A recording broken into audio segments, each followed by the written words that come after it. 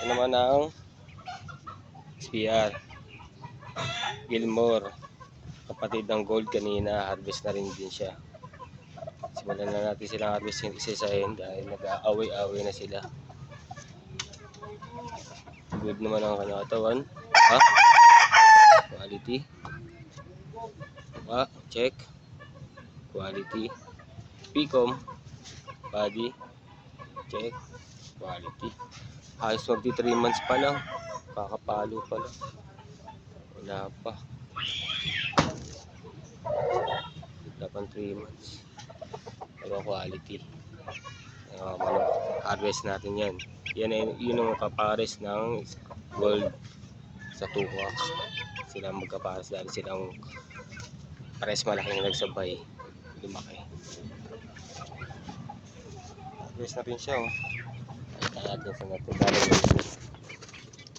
Ito natin sa lagyan.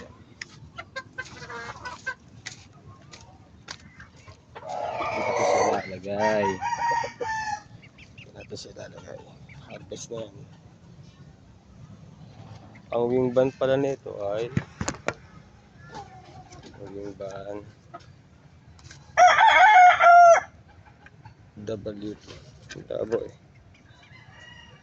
WPC 6532. Isa 6531.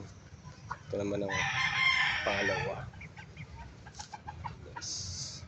Away-away na kasi sila. Tignan natin silang ilipat at mag-mature.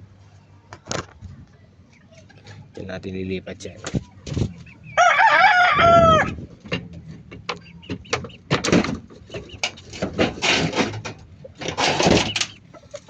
Healthy kayo. Okay. Dahil naka-harvest na tayo ng dalawa, may dalawa pa dito. Dahil hindi pa naman sila gano'ng nag-aaway, silang pinakamaliit. Hindi naman sa maliit, magaganda body niyan. Na-exit na natin sila harvest. Wala pang kulungan. Okay, time out.